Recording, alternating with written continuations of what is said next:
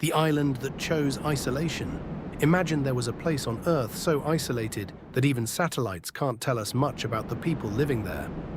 A place where approaching the shoreline could cost you your life. An island protected not by walls or armies, but by a tribe determined to remain completely untouched by the modern world. This isn't the plot of a movie, it's real. Welcome to North Sentinel Island, one of the most mysterious places on Earth, hidden in the turquoise waters of the Bay of Bengal between India and Southeast Asia. This small island covers only about 60 square kilometers. From above, it looks like paradise. White sandy beaches surrounded by dense tropical rainforest and crystal-clear ocean.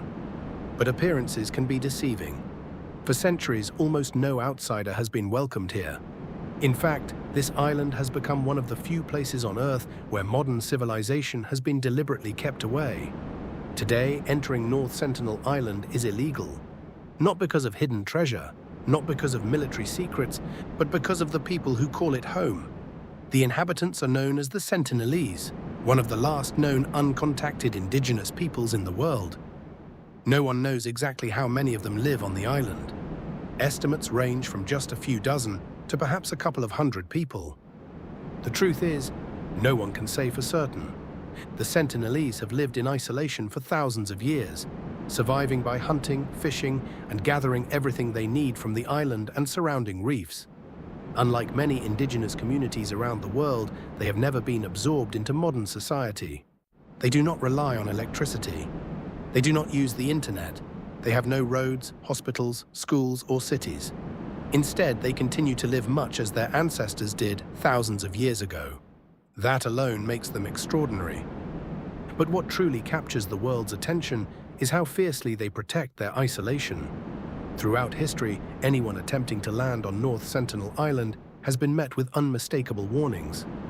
Arrows, spears, and a clear message: leave immediately. These encounters have created an almost mythical reputation around the island. Many people describe it as the Forbidden Island. Others call it the last untouched civilization. But the reality is more complex than either nickname suggests. The Sentinelese are not attacking outsiders because they are mysterious or hostile for no reason. From their perspective, strangers arriving by boat represent an unknown threat. History has shown indigenous communities across the world what contact with outsiders can bring: violence, disease, loss of land, loss of culture. For the Sentinelese, isolation may simply be their way of surviving. Ironically, much of what the outside world knows about them comes from people observing the island from a safe distance. Anthropologists have occasionally attempted carefully controlled contact missions, usually by leaving gifts such as coconuts, metal tools, or food on the beach before retreating. Sometimes the Sentinelese accepted the gifts, other times they rejected them, and sometimes they fired arrows toward the visitors, making it clear they wanted no interaction at all.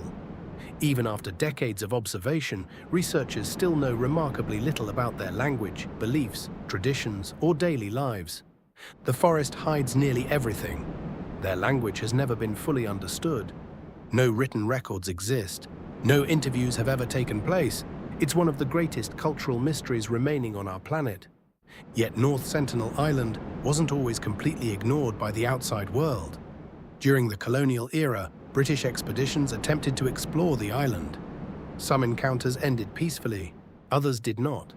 These early expeditions would shape the relationship between the Sentinelese and outsiders for generations. Over time, governments, scientists, explorers, and adventurers all faced the same question: should humanity attempt to make contact, or should some places simply be left alone? That question would become even more urgent after several dramatic encounters proved just how determined the Sentinelese were to protect their home. And one event in particular would change the world's view of North Sentinel Island forever. The world tried to make contact. For centuries, North Sentinel Island remained one of the least understood places on Earth. But during the 19th century, that began to change. As the British Empire expanded across the Indian Ocean, colonial officials became increasingly interested in mapping and exploring every island under their control.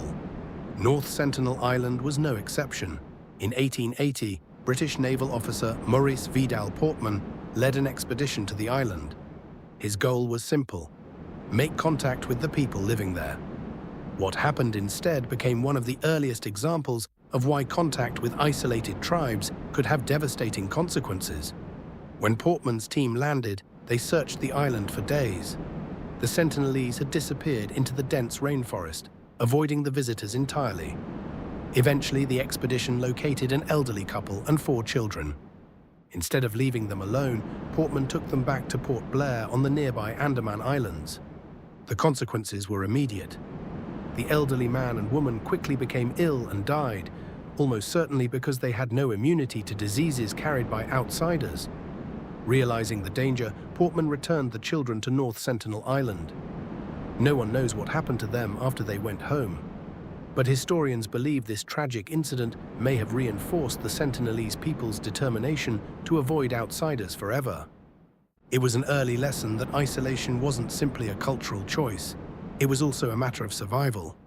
Over the decades that followed, the island was largely left alone. Then, in the 1960s and 1970s, India began a series of carefully planned contact missions. Unlike earlier colonial expeditions, these missions had a different approach. Instead of forcing interaction, anthropologists and government officials attempted to communicate peacefully. They would anchor offshore, approach the beach slowly, and leave gifts: coconuts, bananas, metal cooking pots, even toys. The idea was to demonstrate peaceful intentions without invading the island. Sometimes the Sentinelese watched silently from the trees. Sometimes they walked onto the beach after the visitors had left and collected the gifts. But not every encounter ended peacefully. On several occasions, islanders raised bows and arrows, warning the visitors not to come any closer. Researchers quickly learned to respect those boundaries. Perhaps the most fascinating discoveries came from these distant observations. The Sentinelese appeared healthy. They built small shelters. They crafted bows, arrows, and spears with remarkable skill. They fished in shallow waters using handmade canoes that were designed to move through lagoons rather than open ocean. Everything suggested they had successfully maintained a traditional way of life that had changed very little over thousands of years. Then came one of the most unexpected events in the island's modern history. On December 26, 2004, one of the most powerful earthquakes ever recorded triggered a massive tsunami across the Indian Ocean. Entire coastal communities were destroyed. Hundreds of thousands of people lost their lives. As news spread across the world, many feared the Sentinelese had been wiped out. No one knew if anyone had survived. Days later, the Indian government sent helicopters to check on the island. As one helicopter flew low over the beach, something remarkable happened. A Sentinelese man emerged from the trees carrying a bow. Instead of asking for help, he aimed directly at the helicopter. Photographs captured the moment as he fired an arrow toward the aircraft. To many people, it seemed hostile, but to others, it carried an entirely different message. The Sentinelese had survived. Despite one of the worst natural disasters in modern history, they were still there. Their knowledge of the island had likely helped them recognize the warning signs of the tsunami long before it arrived. Scientists believe many indigenous communities around the Indian Ocean noticed unusual changes in the sea and moved to higher ground before the waves struck. If that's true, the Sentinelese may have survived not because of modern technology, but because of generations of knowledge passed down through experience.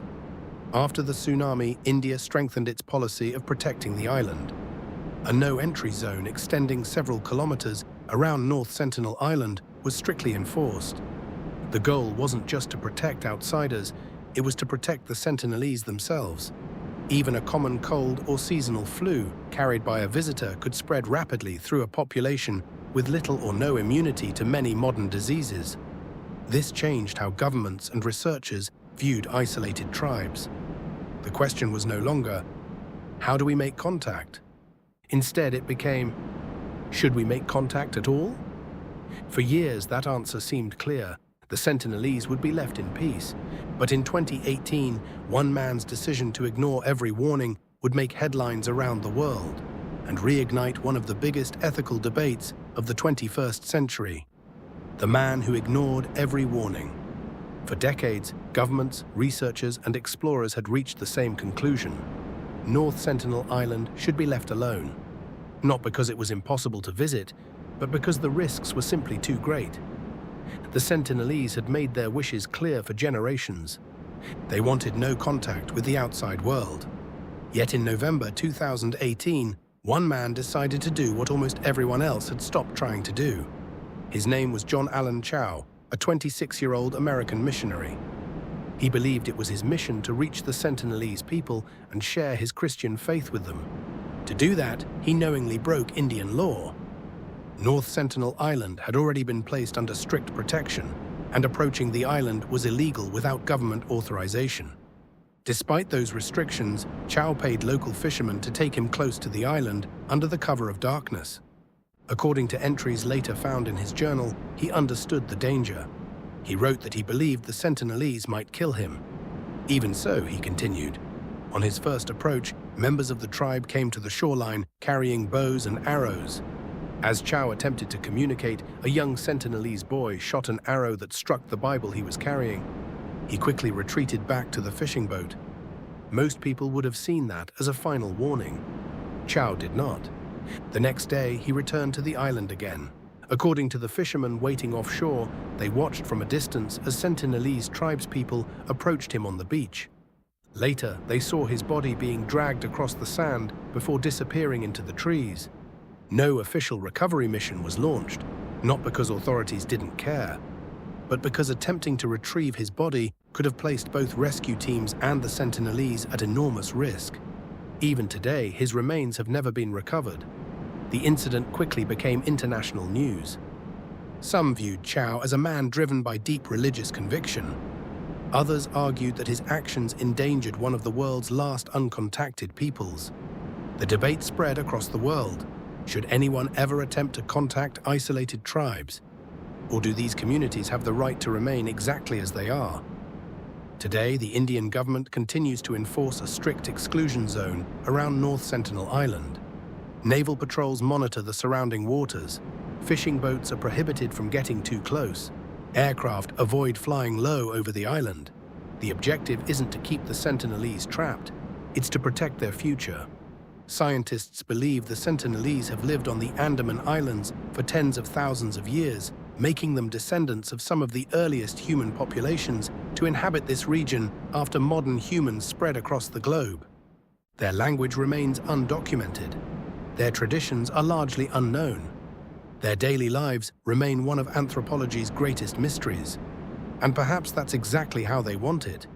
In a world where nearly every corner of the planet has been mapped, photographed, and connected by technology, North Sentinel Island stands as a rare exception. A reminder that not every mystery needs to be solved. Not every culture needs to be changed. And not every place belongs to the modern world. Sometimes the greatest act of exploration is knowing when not to cross the line. Perhaps the real mystery isn't what the Sentinelese are hiding. Perhaps it's why the rest of us find it so difficult to accept that some stories may never be fully told. As satellites become more advanced and technology reaches every corner of the Earth, North Sentinel Island remains one of humanity's last great unknowns. And unless something changes dramatically, it may remain that way for generations to come. If you enjoyed uncovering the true story behind one of the world's most isolated islands, make sure to like this video and subscribe for more documentaries based on real historical events, unsolved mysteries, abandoned places, and unbelievable true stories.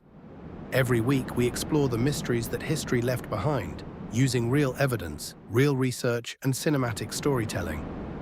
Let me know in the comments. Do you believe the Sentinelese should remain completely isolated forever, or should the world one day try to make peaceful contact? I'd love to hear your thoughts. Thanks for watching, and I'll see you in the next mystery.